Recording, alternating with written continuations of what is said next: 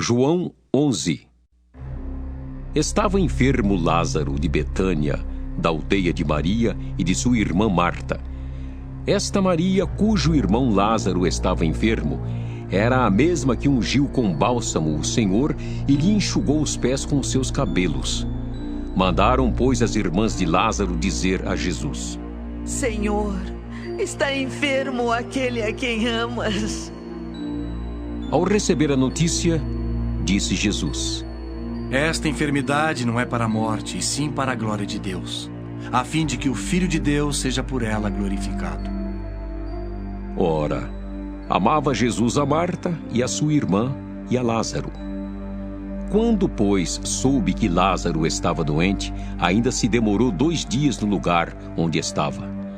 Depois, disse aos seus discípulos: Vamos outra vez para a Judéia. Disseram-lhe os discípulos: Mestre, ainda agora os judeus procuravam apedrejar-te e voltas para lá? Respondeu Jesus: Não são 12 as horas do dia? Se alguém andar de dia, não tropeça, porque vê a luz deste mundo. Mas se andar de noite, tropeça, porque nele não há luz. Isto dizia e depois lhes acrescentou: Nosso amigo Lázaro adormeceu, mas vou para despertá-lo. Disseram-lhe, pois, os discípulos: Senhor, se dorme, estará salvo.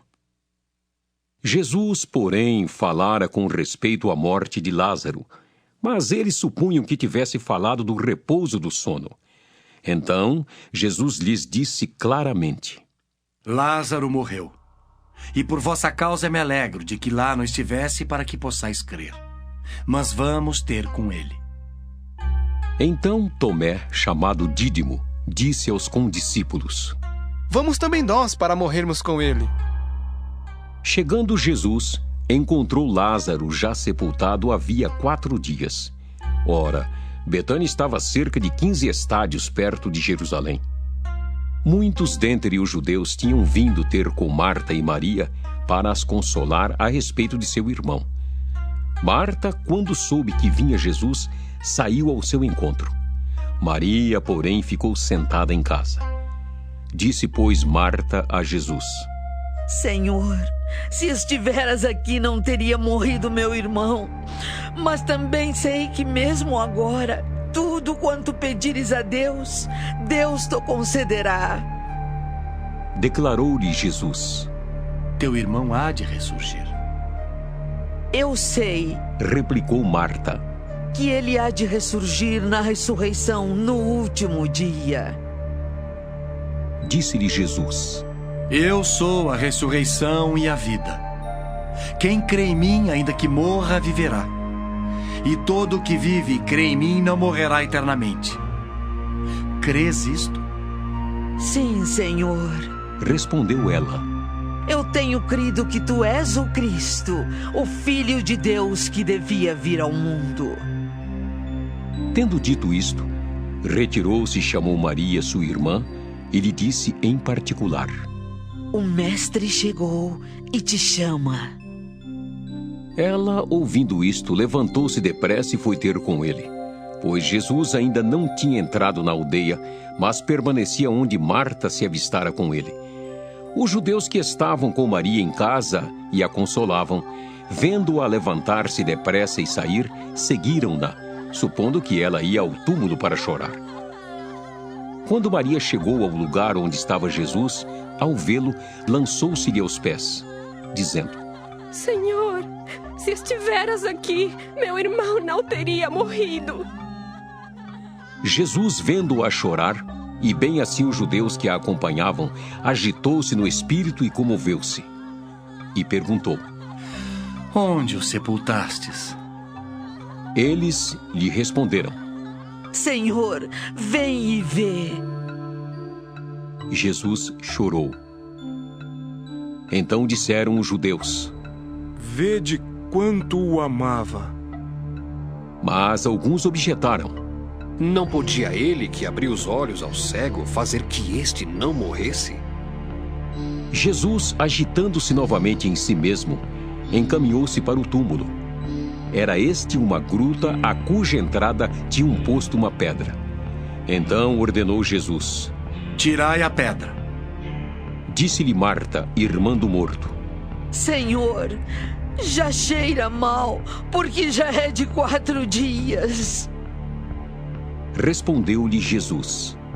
Não te disse eu que, se creres, verás a glória de Deus? Tiraram então a pedra.